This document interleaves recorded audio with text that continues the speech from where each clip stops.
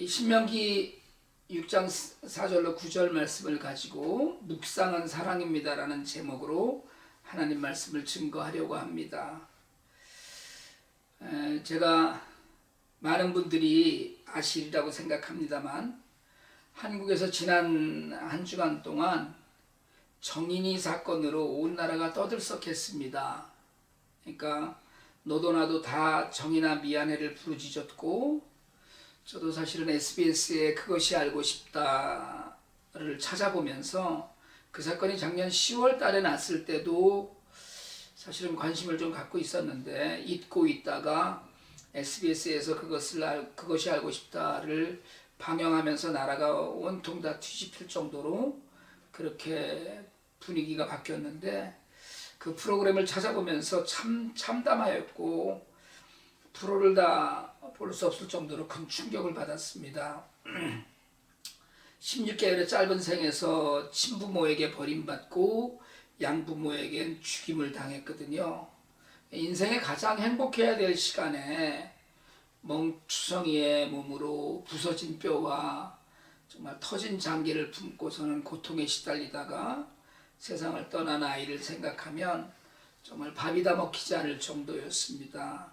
아이가 그 TV에 보니까 유치원 선생님에게 계속 죽기 바로 전날 유치원 선생님이 계속 안겨서 쭉 늘어져 있고, 밥을 먹이던 선생님이 잠깐 자리를 비우니까 가만히 기대어 앉아 있는데, 그 영상이 입양되기 전에 아주 밝게 활짝 웃던 아이의 얼굴과 함께 오버랩이 되어서 마음이 참 무거웠고요. 힘들더라고요.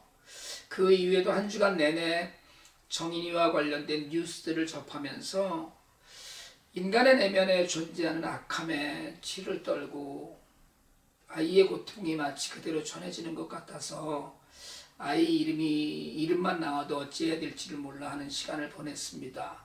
어제도 뉴스에 나오는데 제 아내와 제가 계속되는 충격에 말을 잇지 못할 정도였고요. 근데 내가 사실은 제가 이 정인이 사건에 더 당황했던 것은, 저와 같은 크리스천들이 당혹스럽게 한 것은 아이를 죽음에 이르도록 참혹하게 학대한 부모가 양쪽 다, 엄마도 아빠도 다 목사 가정의 자녀들이라는 것이었습니다. 적지 않은 교회의 중대형 교회의 그 목사들이었고요. 더군다나 부모가 두 사람 다 소문자자한 기독교 대학을 다녔고 아빠는 기독교 방송국에서 일을 했다는 사실입니다. 물론 목사의 자녀라고 다 천사는 아니겠지만 그렇게 잔인한 악마의 모습을 그 안에 지니고 있었다는 것이, 그리고 그 잔인함을 억제하고 절제하지 못했다는 것이 더 이상 그리스도인으로 얼굴을 들고 다니기 힘들게 했습니다. 그리스도인으로 얼굴을 드는 게 아니라 사실은 정말 나 자신도 우리도 참된 그리스도인인가를 자꾸 되묻게 하곤 했어요.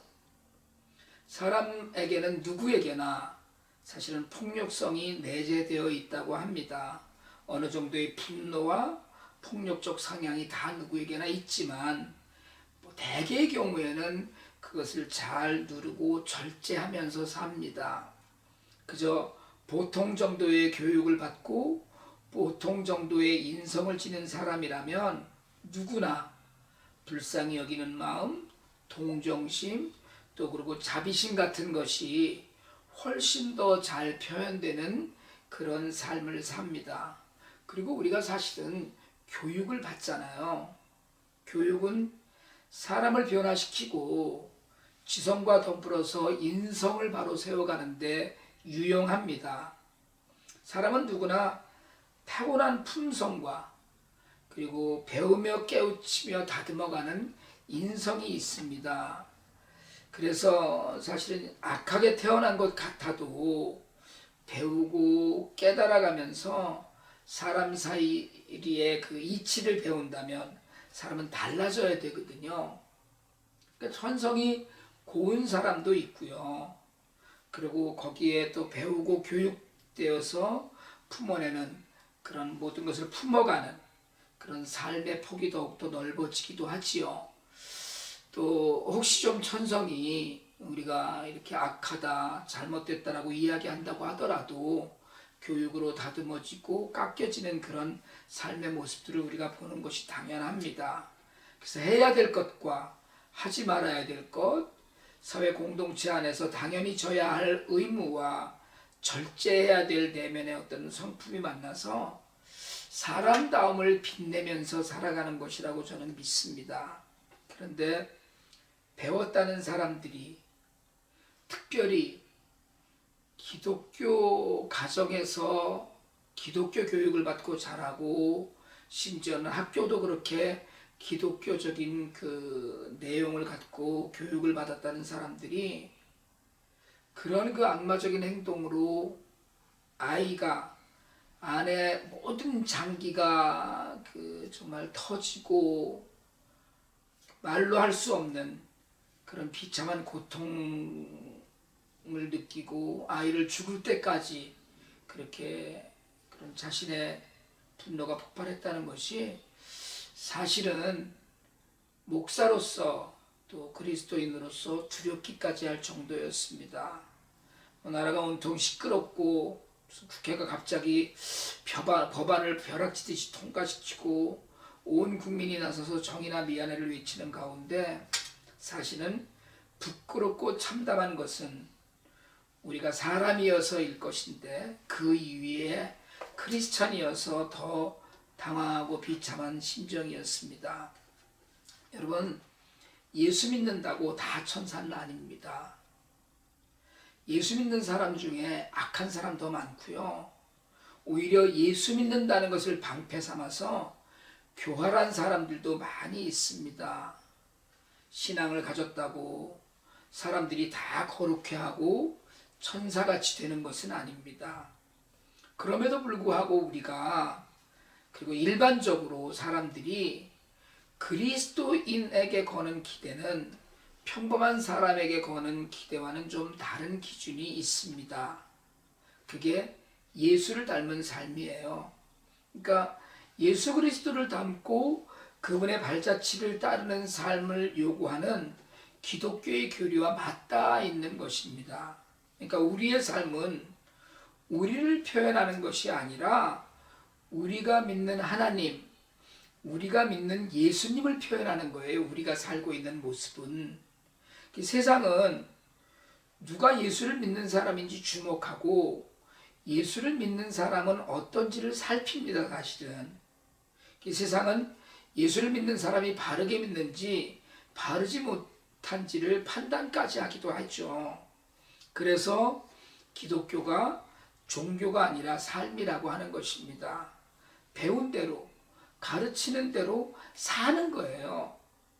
그러니까 배운 것을 지식으로 쌓는 게 아니고 나도 그런 정도는 안다는 게 아니고 살아가고 있는 것입니다. 그리고 그 삶에 가장 든든하고 기초적이고 중요하며 오직 하나인 원리가 우리는 사랑이라고 부릅니다.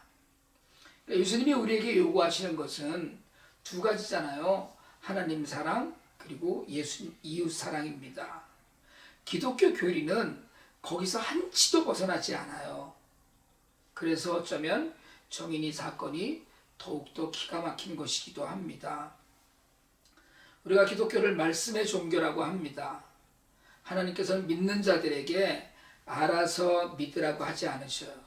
지난주에도 계속 말씀드렸지만 모든 종교에 경전이 있듯이 하나님께서는 우리에게도 말씀으로 가르치고 인도하시는 것입니다. 그리고 지난주에 말씀드렸듯이 하나님의 말씀은 우리를 가르치고 바르게 하고 의로 교육해요. 그래서 예수를 제대로 믿는 사람은 변한 사람입니다. 변하는 사람이에요. 그러니까 그 사람 변했어 라고 사람들이 예수를 믿기 전과 후를 평가해 주어야 합니다. 그런데 그렇게 변했다는 이야기를 들을 정도가 되는 것은 그냥 하나님 말씀을 이야기 듣듯이 그렇게 말씀을 듣고 읽으면서 사는 것으로 되지 않습니다. 잘 듣고 잘 배우고 잘 새겨야 해요. 말씀은 먼저 마음에 새기고 그리고 삶에 새겨야 하는데 말씀을 새기는 것을 우리가 묵상이라고 합니다. 김기현 목사는 묵상법 책에서 묵상은 소리내어서 반복해서 천천히 읽는 것이라고 정의해요. 여러분, 성경책을 소리내서 읽는 것, 주어진 구절을 계속 반복해서 읽는 것, 그리고 빨리빨리가 아니고 천천히 읽는 것은 집중해서 그리고 시간을 내서 읽으라는 것입니다. 무엇에 쫓기듯이 하는 것이 아니라 하루 중에 시간을 정해서 시간적인 여유를 갖고 말씀을 곱씹어 생각하는 것은 훈련입니다. 이 훈련은 사실은 생각하는 훈련이에요. 말씀을 여러 차례 읽으면 당연히 생각하게 됩니다. 사실은 우리가 통독은 쭉 읽잖아요. 근데 통독을 하면서도 말씀에 턱턱 꽂히는 말씀들이 있고 밑줄 치게 되는 말씀이 있는 것처럼 묵상할 범위에 그 정해진 범위의 말씀을 여러 차례 소리내어 읽다가 보면 생각하게 됩니다. 그래서 특별히 묵상 노트를 적거나 묵상해서를 읽지 않아도 사실은 말씀을 여러 차례 반복해서 읽는 것만으로도 묵상의 기초가 돼요. 묵상이 되는 것입니다. 그 위에 우리가 발견한 그 말씀 안에서 발견한 하나님은 누구신지 또 내게 주시는 교훈은 무엇인지를 찾아가면서 그걸 기록하고 하루하루를 살아내는 일이 바로 말씀이 우리 삶에 새겨지는 삶을 사는 것입니다.